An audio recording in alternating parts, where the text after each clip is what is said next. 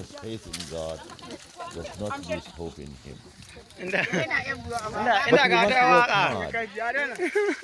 The youth, the potential leaders of the country, must make up your mind to change your attitude, to become patriotic, to emulate our founding fathers. You must be committed and dedicated to the nation. You must forget all these tribal differences and come together. It's not for nothing that God has brought us together. Different religions, different tribes, and different races. To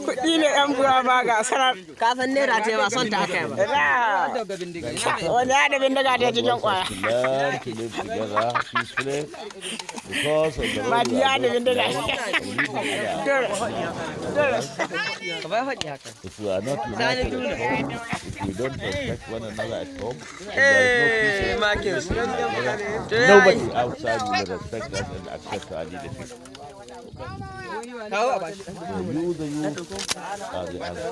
You are the panacea for our ills. You are the solution to the problem.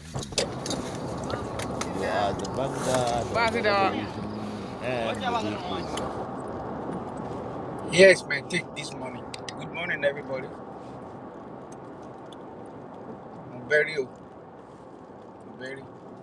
Inú bí mi láàárọ̀ mi ò gbé ẹnikẹ́ni. I decided not to carry Baba Awo. I decided not to pick pastor, and I decided not to pick Alfa. Inú bí mi because mi ìfẹ́ fi kanra mọ́ ẹnì kankan nù.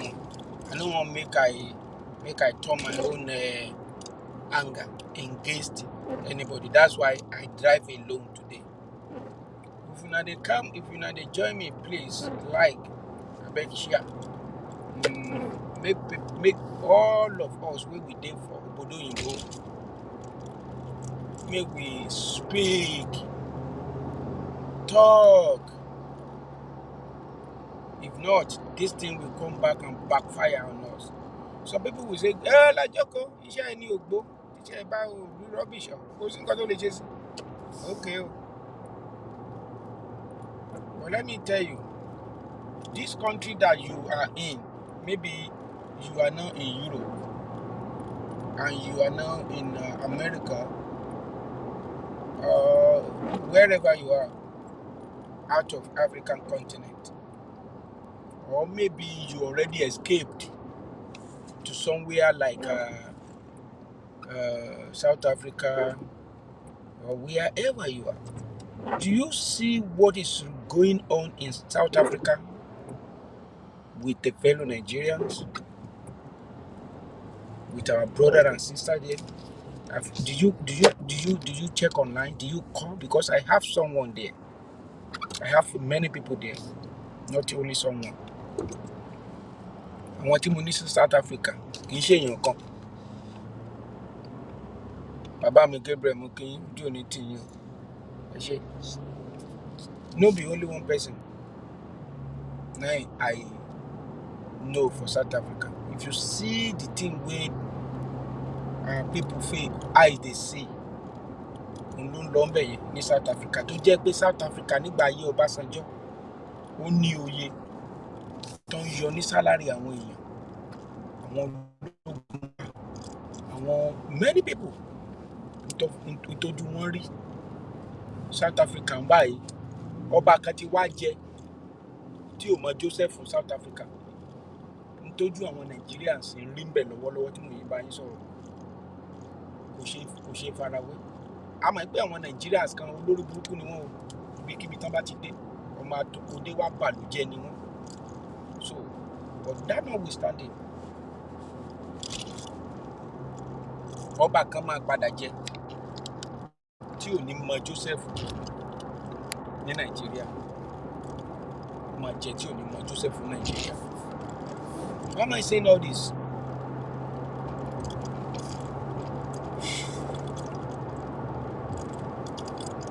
Tí ara ilé ẹni tó bá ń jẹ aáyán tó ń jẹ kòkòrò tá a bá ti sọ fún ọ̀rọ̀ kúrú ẹ̀ kò ní jẹ́ kí a lè sùn lóru, kò ní jẹ́ ká lè sùn.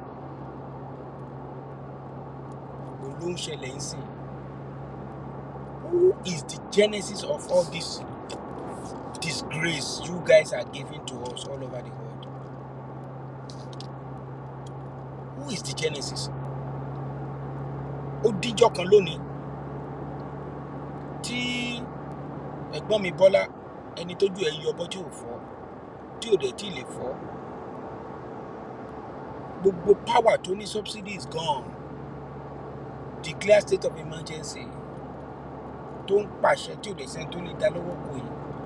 Ó fi hàn pé ẹ̀gbọ́n ní agbára láti yọ constitution tó ti bà ayé wa jẹ́ yìí, tó ń gbélé Ọbásanjọ́ lọ́wọ́, k'Ọbásanjọ́ gan nígbà constitution ò tí ì ready nígbà tó Ọbásanjọ́ gan tó débẹ̀.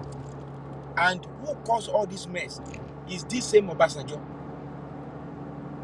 Ó díjọ́ kan lónìí tí ọmọ Fúlàní kan tó máa wá declare state of emergency ní gbogbo ilẹ̀ Yorùbá. Ẹ lọ kọ ọ̀rọ̀ mi sílẹ̀, ẹ lọ kọ sílẹ̀. Ọbásanjọ́ created the mess. Ó create mess yẹn pẹ̀lú constitution 1999. Òwú tí ìyá gbìn lọ mọ́ràn. Ọbásanjọ́, when he was there, he intimidated Tinubu to the extent that he could create a local government on all that. Recently, Obasa saga with Lagos National Assembly. Kí ló dé tí mo declare state of emergency ńbẹ̀ yẹn? Fídíò tí mo fi hàn wá kí n tó bẹ̀rẹ̀ program yìí, kì í ṣe pé wọ́n ń ṣàjọ̀dún bẹ̀, wọn ò ṣàjọ̀dún bẹ̀ yẹn. Àwọn agbénipa gbowó nìyẹn. Wọn ò declare state of emergency ní Borno lọ́wọ́lọ́wọ́ báyìí náà. Wọ́n ti gba àwọn local government kan ní Òkè Ọya, táwọn àgbẹ̀ tó ń san owó ìtanràn kan tó lọ sóko, tó ń san kí náà ti ń pè ó ìṣákọ́lẹ̀ fáwọn agbésùnmọ̀mí. Wọ́n á wọnú church, wọ́n á pa gbogbo àwọn ọmọ tó wà ní church, wọ́n á pa mùsùlùmí. This thing is just, wọ́n á pa Muslim, wọ́n á pa kúkú, wọ́n á pa gíga.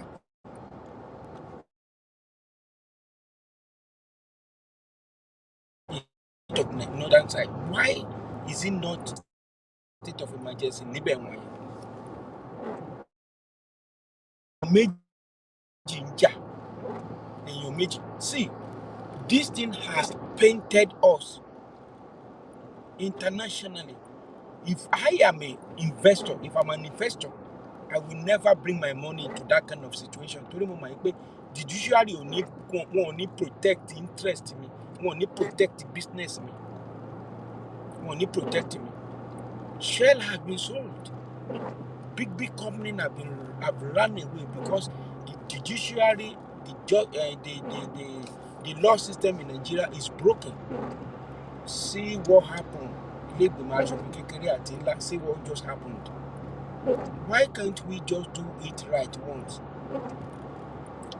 I am not saying that ẹ̀gbọ́n kò ní right láti declare state of emergency, but ó yẹ kó gba ọ̀nà tó yẹ kó gbà so that wọn ò ní paint wa black, red, ẹ̀jẹ̀ ò ní sí ní flag yẹn. That is my own argument. Àwọn tó wà ní ilé ìgbìmọ̀ aṣòfin, why can't they just once kàn tiẹ̀ follow constitution yẹn? Ṣé nay have it? No, nay. What is the meaning of that? Why can't they just vote? Just to make sure that democracy is still existing. Now you murder that democracy in the face of all world, in the face of the world. You murder it. You kill them. You kill the democracy. You know that with all that is going on in that country,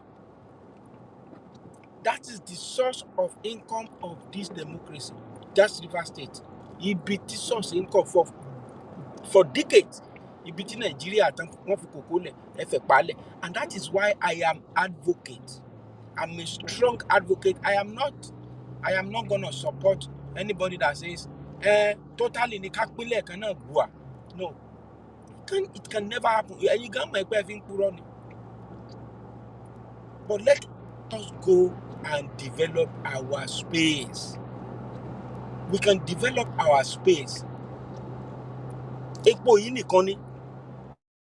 Ibi tí epo yìí dẹ̀ wà, River State ni. Ibẹ̀ lẹ ti lọ sọ di.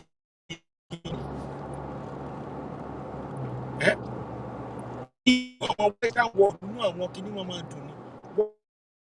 Look at that lady. Atasha tẹ́ ń gbà díẹ̀ tẹ́ ìbàbí Abatasha àbátàṣà tẹ́ ń gbà díẹ̀ tí senate president gbà díẹ̀ ní kíní yẹn tẹ́ ń gbà díẹ̀ ara yín tẹ́ wá gbà jáde sójú ayé. Why can't you guys kẹ́ ẹ pass bill kí Àjàkúta káàtì ẹ̀ nírin tó ṣiṣẹ́ ẹ̀ rí yẹn pass ẹ̀ rí yẹn ṣe néèlé lórí? Why can't you guys kẹ́ ẹ sọ wípé anybody tó bá tún gbé ìbọn rìn ládùúgbò wọ́n wá mú owó Nàìjíríà wọ́n wá ń fún sókè wọ́n wá ní ojú gbogbo ayé wọ́n á pààyàn lọ rẹ́rẹ́rẹ́rẹ́ àti ẹ̀mí èèyàn tí ẹ̀ wá jọra lójúmọ́ ẹ̀ wà ń bẹ̀. And mò ń sọ ẹ̀gbọ́n ní láti very careful lọ́dọ̀ àwọn ọmọ Ìgbò yìí wọ́n máa ti pa. I am telling you this, wọ́n máa destroy it. These people are nothing but self-centered, egocentric, evil mindset people. Ìkànnì wọn ló wà nínú senate gbà yẹn ó lọ gbé odindi èèyàn ó fẹ́ lọ yọ kídìí ẹ̀ sí tọmọ ó dẹ̀ jẹ́ kan lára àwọn ìgbìmọ̀ aṣòfin yẹn. That's to show you that these people are evil. These people that you think that Wike is this, that guy. Àwọn tó jákó fún Wike aya wọn ló padà fi bá sùn náà ẹ̀gbọ́n. Àwọn tí ó já okó tó ń jà fún Wike aya wọn ló padà fi bá sùn. Àwọn tí wọ́n fún Wike lẹ́yìn ó padà fi gé wọn jẹ ni. Be careful from that guy. Be careful. Àwọn méjì two fighting ló wà nínú yẹn. And that has nothing to do with ìpèkè. Nígbà tí two fighting bẹ́ sílẹ̀ lẹ́kọ̀ọ́ ṣe declare kíní ẹ ká sọ tọrọ síbi tọrọ wa. So tọmọ Fúlàní kan bá dé lọ́la báyìí ó máa declare state of emergency lẹ́kọ̀ọ́ nìyẹn àbí lóńdó. Wọ́n bẹ̀ sí ń pààyàn lóńdó báyìí àwọn senate orí kankan sọ sí yẹn. House of Assembly orí kankan sọ sí yẹn. Ẹ wo gbèsè ayé àwọn àmì bọ́n ṣe ń pa wọ́n. Wọ́n á kó àwọn àmì wájọ àwọn Ghana àwọn àmì. Father and wife of a someone lóòótọ́ wọ́n ti sign wípé ti kú ti yẹ bọ́. Do they have a good care? Do they have? Oh my God! Ẹ jókòó síbẹ̀ yẹn ẹ ṣe ẹ lè ṣe nǹkan correctly. Bá a tẹ́tí máa ń pé wọn ò ní gbà gbogbo yín kóra yín jọ síbẹ̀. You murdered democracy. You murdered this democracy. Was impeachable and wondered if the National Assembly had the guts to do its duty. I'm wondering if you are surprised by what has transpired on the floor of the National Assembly. Democracy was murdered in Nigeria yesterday. I cannot publicly say that I come from a country that is a democracy. It is not a democracy. Even the manner of it is so disdainful of the sensitivity of the Nigerian people. You will recall many years ago when there were questions of whether or not the June 12th, the third term thing was going to happen. People wanted to see who voted one way or the other in a matter of profound national importance. To do what they did yesterday was an insult to the Nigerian people. And the National Assembly has become consistent in insulting the Nigerian people. We do not have a democracy anymore. The question is how we proceed from here, recognizing that we don't have a democracy. There is certainly, I mean, I felt like Alan Payton cried the beloved country yesterday how could they do this to us? After all these years, most of these characters were hiding when people like us put our lives on the line for this democracy. And now they shrivel it. They make it a joke for a measure of pottage. What a tragedy for a country. What a tragedy. Well, yesterday it was a voice vote. But from what we heard and from what we understood, I mean, I think the Senate President, in defense of, their choice of the method of voting, said there wasn't one dissenting voice. Yeah, I've heard the Senate President call for a voice vote before, and everybody said nay, and he said the ayes have it. I have it on video. I've seen it before. So the whole thing is a scam on the Nigerian people. Look, let me tell you where this eventually leaves us. Last year, the Nobel Prize for Economics went to 3 gentlemen. On the day it was announced, one of them, James Robinson, was interviewed on one of the global networks. And he said, what it takes to develop, to make progress into this world is now very well known. But some countries like Nigeria know, but choose not to do those things. Now, one of the things that make for progress in all of humanity, consensus from economists, sociologists, historians, economic historians have been the most fervent with work in this area, is the role of institutions. And every day, very sadly, I watch the Nigerian political class demolish Nigerian institutions. It may give them warm moments, quote unquote, personal victory, either in their pockets or whatever it is they're doing, but it destroys the future of their children, and I hope they know that. All the bad things where they happen for our democracy today. Now Obasanjo started. Now Obasanjo derailed this democracy. He derailed this democracy. That is why you can see rigging of elections started from Obasanjo. Snatching of ballot boxes started from Obasanjo. Godfatherism, many of you remember Baba Adedibu or your state. No be Wike be the first godfather. Obasanjo started it, empowered Baba Adedibu to remove Ladoja. State of emergency, now Obasanjo started, remove Dariye, Plateau State, remove Fayoshe, declared state of emergency. All the bad things in our democracy, now Obasanjo started. You dey get me? So now in footsteps, others they follow. Baba, as you lay, so shall it be. We dey warn you now that time. Say this thing where you now they do. Omalenyi. Say you go get repercussion. You don't see now, Baba Basojo. When you dey complain, say we complained then and we told you whatever you do now. Now history go be and others go they follow suit. So don't blame President Tinubu for this state of emergency. Blame Baba Obasanjo, the first civilian president that bastardized our democracy. Now he forced the rig through INEC. You remember Yaradua came in, he said this election that brought me now very bad election.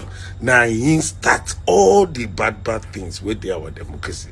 Now Baba Basojo started, and I'm happy today Baba Basojo is alive to see all the trees where you don't plant, they get branches. You see, when we tell you now God kept you alive to see. Gbogbo igi tí bàbá Ọbásanjọ́ gbìn ó ti bẹ̀ sí hù jáde. Bàbá mi Waziri Jinadu, ìyá mi Olúbùnmiṣẹ́ wà, kò ní bàjẹ́ o. Gbogbo ẹ̀yin tẹ́ ń bá mi rìnrìn àjò yìí lọ tí mo ṣe ń bọ̀ tí mo ṣe ń lọ. Àtẹ̀yìn àtẹ̀bí àtọmọ àtìlẹ́yìn ẹ̀ ní forí sọ́gi o. Ìran yín kò ní dààmú nílùúkìlú tí ẹ bá wà. Oore ọ̀fẹ́ àti àánú Ọlọ́run kò ní fi gbogbo wa sílẹ̀ o. A ní kú ségbé o. This is digital slavery. I keep saying it. I am not belong here. I am not belong to this side of the world. Àwọn kan lè sọ pé kíní, this place is great for ọmọ kékeré. Àwọn àgbàlagbà tó ń wà níbí gan àwọn kan ti fẹ́ padà sílé.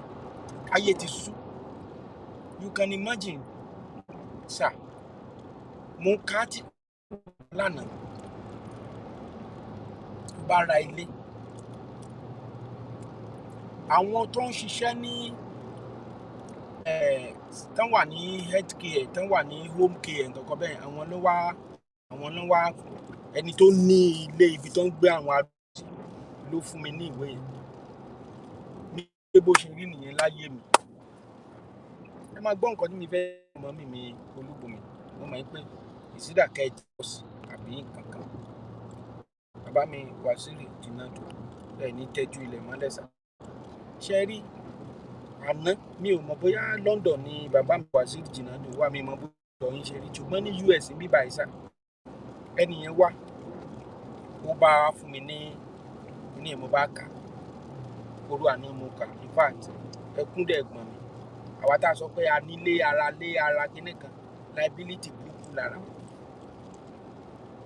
Tí ẹni yẹn bá ti wá darúgbó, dẹ́nì kan tó wá jù ń bẹ̀ tó jẹ́ ìbànújẹ́ jù ń bẹ̀ ni wípé ẹni tó bá ní mo pa irọ́, tó o bá sọ wípé irọ́ ni mo pa, wá debate ẹ̀ pẹ̀lú mi. Àwọn ọmọ ayé ìsìn they don't care. Wọn ò rán ẹ. Àjàjà àwọn ọkùnrin wọn tó bá ti lè fẹ́ aya, obìnrin tí ẹ̀ sì dáa, wọ́n lọ nìyẹn. Wàá pè wọ́n gan, wọn ò ní dá ẹ lóhùn. O fẹ́ rán wọn kún bá ra nǹkan, owó ẹ wà lọ́wọ́ ẹ o. Láwọn ọmọ ayé àwọn ọmọ kan tó tún bà mí nú jẹ́ ń bẹ̀. Ilé bóyá 30 years ló máa fi sanwó yẹn. Bóyá o dẹ̀ yára o lè san tán, fine. Tó bá tètè san ojú owó ẹ̀. Bọ̀ pẹ̀lú bíìlì burúkú tó wà ń lù yìí, bóò ló fẹ́ ṣe láì ṣe jìbìtì, láì jíké. Bóò ló fẹ́ ṣe tó jẹ́ legitimate work yẹn wọ pẹ̀lú ìyàwó tẹ̀ ń rú. Ẹ bá sanwó, jẹ́ bá wá sanwó yẹn tán sà. Ọlọ́run má jẹ́ kéèyàn rí kò yí dáadáa. Then ìlú yẹn rí most of àwọn àgbàlagbà tán ń lù àtàn. Ẹ rí pé ọ̀pọ̀lọpọ̀ máa ń rìn wọ́ ni. Kí ló fà tán fi rìn wọ́? Wọ́n á máa wọ́ọ̀dì sẹ́gbẹ̀ẹ́ tán bá ń rìn lọ. Àwọn òde nímọ̀ pé ayé wọ́n ti wọ́. Because I go to store, I see them each day on daily basis. Wọ́n á máa rìn wọ́. Ẹ mọ oríṣìí tán fi rìn wọ́. Wọ́n ti lò wọ́n. This is digital slavery. Wọ́n ti lo ayé wa àti wọ́. At the end of the day, bóyá ẹnìyẹn wá sick, wọ́n wá gbé lọ sí kí náà ti ń pè. Okay, ó lọ sí hospital. Pé kò ní lè keep up láti máa san home insurance. Ẹ mọ̀ nǹkan tó máa ṣe. Wọ́n wá gbé lọ sí ilé ibi tó ti ń tọ́jú àwọn arúgbó yìí. Ṣé home care lẹ́ ń pè àbí old everton? Tó bá ti wá gbé débẹ̀, wọ́n wá mú ilé yẹn, wọ́n wá tà. Ṣé wá rí tán bá wá yọ táàsì fún àpẹẹrẹ bóyá 100,000 yẹ kó kan ẹni yẹn, táàsì tó máa bó lórí ẹ̀ wọ́n fẹ́ lọ sí $40,000. Ṣé rí 60,000 tó kù yẹn, wọ́n á wá kó, wọ́n ní kó lọ́wọ́ ẹni yẹn kó máa ná, wọ́n á wá máa fi san owó home care ibi tó ti ń tọ́jú ẹ̀yìn. Tówó yẹn bá wá tán, ìjọba á ṣẹ̀ wá gbé láti bẹ̀. Ṣé rí pé orí burúkú gbà ni? Orí burúkú gbà. Béèrè iye àwọn tó ti dàgbà sí bíbá ẹ̀ tó ń sọ lẹ́nu tó ń lè padà sílé mọ́, ẹ lọ béèrè.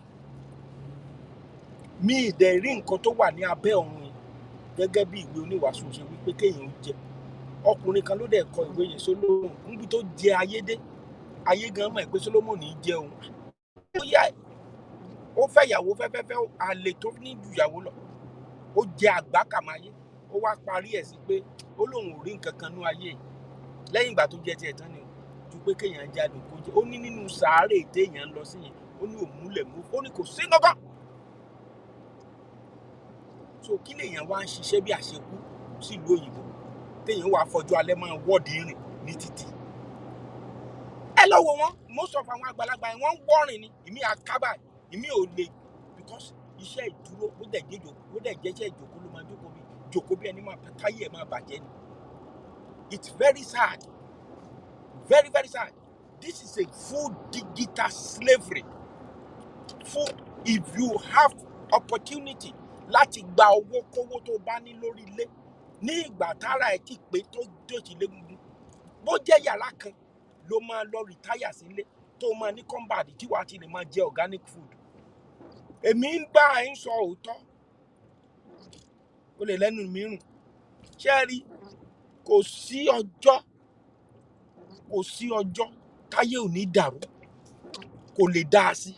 Ṣé ibi táwọn ọmọ 15 years ti ń gbébọn kiri, táwọn ọmọ 10 years tán ti ń ṣe olóṣọ, ṣé ibẹ̀ ló sọ pé inú ayé yẹn láyé tiẹ̀ ibẹ̀ ló máa gbé?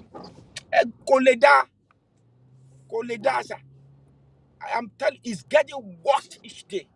Even here in America, inflation lọ bí àrá ni, and there is projection pé ó ṣe ṣe America wọ recession. You can imagine. I am telling you this. So tell anybody bá ń tàn ẹ́, èmi ò ní tàn ara mi. So if you are a Yoruba man, you are a Yoruba woman, you are a Yoruba parent, please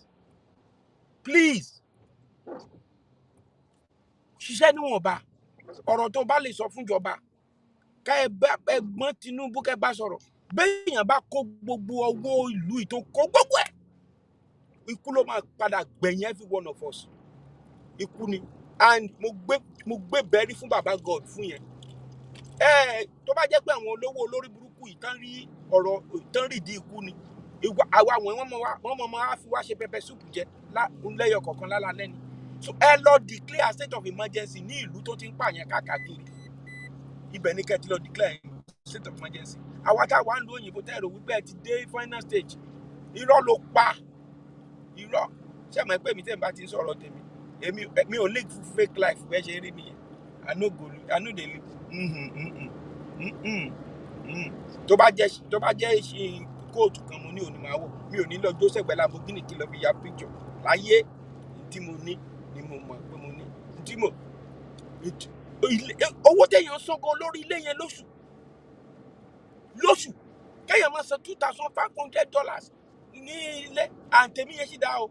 Àwọn tó ṣẹ̀fẹ̀ ra lé báyìí is that $4,000 ní sáìdì ibi tèmi ń gbé ni o.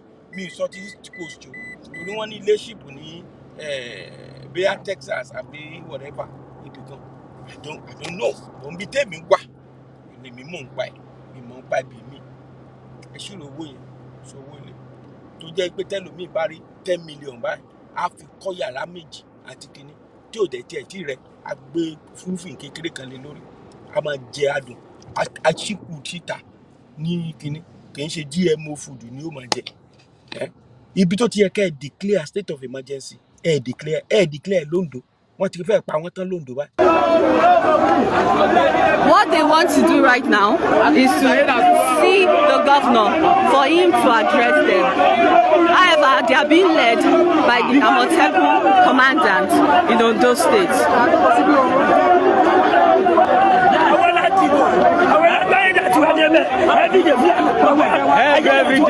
Every minute for 6 minutes. Òun náà ni mọ́mì Olúbùnmi sọ yẹn. Òun náà náà sọ yẹn. He has been there before. She has been there. Òun ló kọ̀. Ẹni tó bá fẹ́ jiyàn tó bá sọ pé kọ́ irọ́ ni mo pa. Ẹ jẹ́ ká wá debate. Gbogbo wa ń lo òyìnbó kápá sókè. Ìlú ẹni nílùú ẹni sà. Ẹ ṣe béèrè lọ́wọ́ wa. Ẹ ṣe jẹ́ ká béèrè lọ́wọ́ ara wa ẹ̀mí. Àwọn tó ń jó lóṣèlú tán sẹ́ǹdọ̀ ọmọ wọn síbí wọ̀nyí tó wọ́n ti dàgbà. Irú olórí burúkú má ṣàǹfààní tó jẹ́ pé wọ́n disband New York yẹn tó ń lọ sí Senate. Kí ló dé táwọn ń lọ bẹ̀? Gbogbo wọn tán bá ti kó governorship tó ń padà sí Senate tó ń kú tó ń retire. Kí ló lọ ń ṣe ń bẹ̀? Ẹ jẹ́ ká béèrè lọ́wọ́ ara wa. Ìlú òyìnbó ni most of them. Kí ló dé tán dúró sí ìlú òyìnbó yìí? Àwọn náà ti rí wípé toxic kíní ni. Brain èèyàn ò lè ṣiṣẹ́ mọ́. Brain èèyàn máa ṣiṣẹ́ bí ìgbà tá a bá sọ pé èèyàn wà nínú pangolo ni. When I went home, mo làágùn àwọn èèyàn surround ẹ ora orí depression ò lè sí. From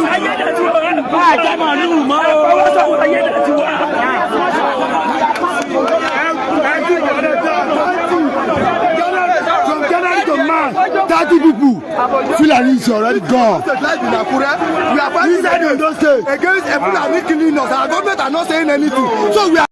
The protesters now are entering into the government office.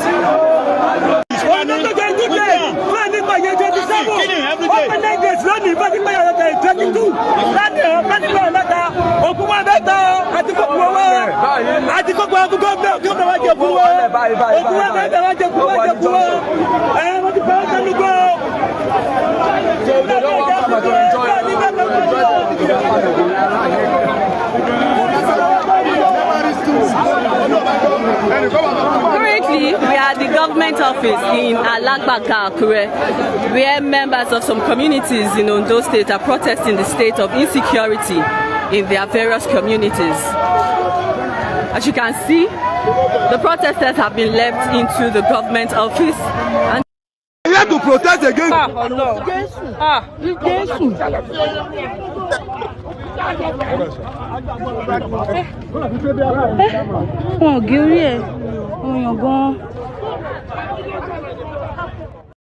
Òkú lẹ̀ ń wò yẹn kí YouTube kó má lọ block olúwẹ̀ ká má tẹ̀ ti block mi gan báyìí. Òkú lẹ̀ ń wò yẹn ní Ondo State declare state of emergency ńbẹ̀ ẹ kóra yín jọ sí Senate ńbẹ̀ yẹn ìdílé gbá throughout last month ẹ̀ ń gbàdí ńbẹ̀ ni ó bá mi sùn kò bá mi sùn eléyìí ń sìn yẹn disgrace wa káàkiri gbogbo àgbáńláyé ní fbt ní nafit. Àwọn ọmọ àjòkúta má mú mi wọ́n dẹ̀ dangerous. Ẹ̀gbọ́n ṣọ́ ara ẹ lọ́dọ̀ Wike kò sí ẹni tí Wike tó fún kí Wike lẹ́yìn tí Wike ò fẹ́ yín yẹn gé wọn jẹ padà kò sí ẹ lọ wo history wọn bí sì kì í ṣe Sáwólọ́wọ̀ náà nìyẹn. Ẹ fèsì bẹ́ẹ̀ ṣe máa devolve power ẹ gbàgbé gbogbo 2027 kìíní kan gbà àwọn olórí burúkú má ṣàǹfààní yẹn náà kóra wọn jọ ní north engaged ẹ̀yìn sìn. Do you think that Wike can save you? Because the Western world are with them. Ọlọ́run wá fún yín grace nìyẹn ẹ ti débẹ̀ báyìí. Do you remember your promise? You remember and you know that you don't believe in one Nigeria. You said it. And that is what we can pin Nigeria, on which we know you cannot pin Nigeria, but you can do something. You can do something. Take us to regional government. It is okay with us. There will be peace. Everybody, each region will protect, guide, develop themselves. Ẹni tó bá barí tí ohun tí ẹ̀jẹ̀ ń gbà yẹn òun ló mọ̀. Àwọn kan wà ń bẹ̀ yẹn nísìnyí local government wọn káwọn àgbẹ̀ wọn tó lọ sóko wọn kọ́kọ́ lọ júbà fún àwọn agbésùmọ̀mí náà. Òun lẹ́rí tán yan owó sókè owó Nàìjíríà. Ṣé eléyìí táwọn sínétọ̀ ṣe lánàá yẹn sìn ṣé mo lè lówó kí n jẹ́ foreigner sísìn kí wá sọ pé mo fẹ́ invest mo mọ̀ rí pé judiciary law ò lè protect investment mi gbogbo ìlú yẹn báyìí. You kill democracy. In the face of the world, we are nothing. Tó bá mú green passport ẹ tó bá mú dé Asian side ìtàn fojú ẹ rí tẹ bá mú dé Arab world ìtàn máa fojú ẹ rí wọ́n máa ju ọ pátá ẹ wọ́n á gbẹ́pọ̀n ẹ síta kò tí nǹkan tí fi ẹ ṣe. Why?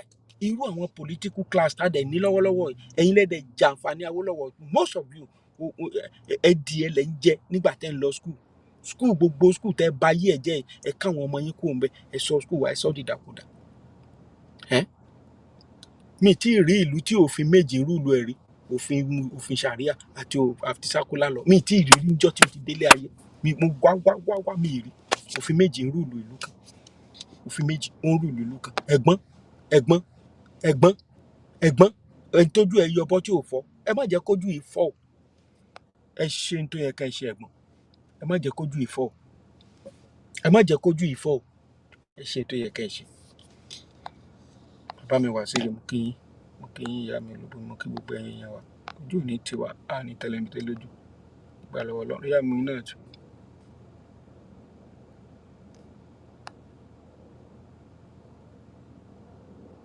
You see? Ẹ̀gbọ́n nǹkan tí mọ́mì wa yẹn sọ. Ó ní you can never finish paying, sir. Owó ilé. Ẹ lè sọ́tọ̀. Tẹ́ ẹ bá dẹ̀ nílé ní Nàìjíríà. Ilé mi ní Nàìjíríà báyìí.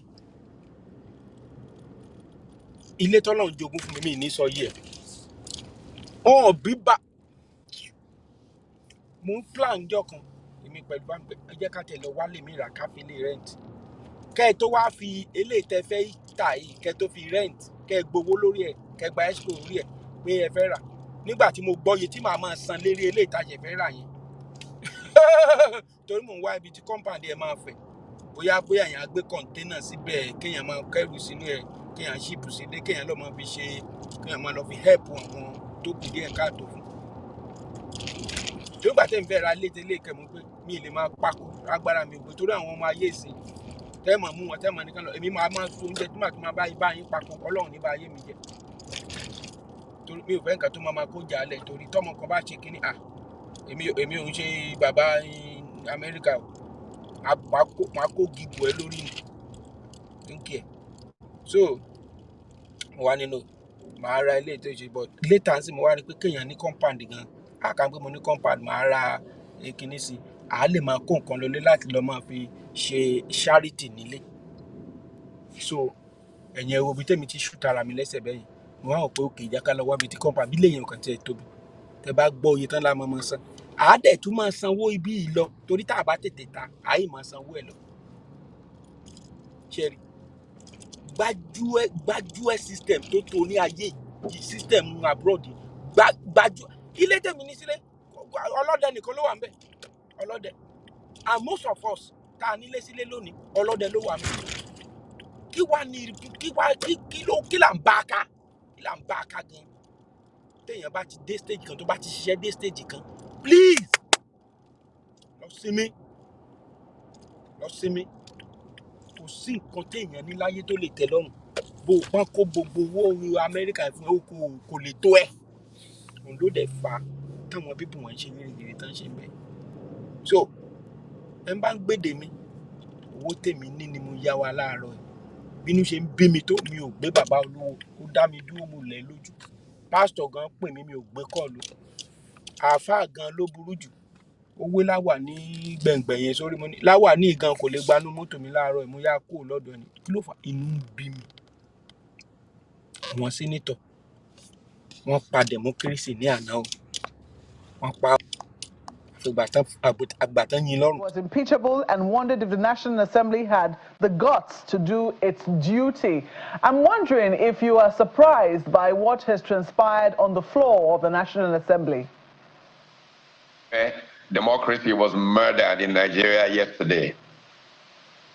I cannot publicly say that I come from a country that is a democracy. Democracy was murdered yesterday. And that remind me. Ojú ò ní kàtún rí o. Mo dúpẹ́ lọ́wọ́ gbogbo ẹ ṣé ó dàbọ̀.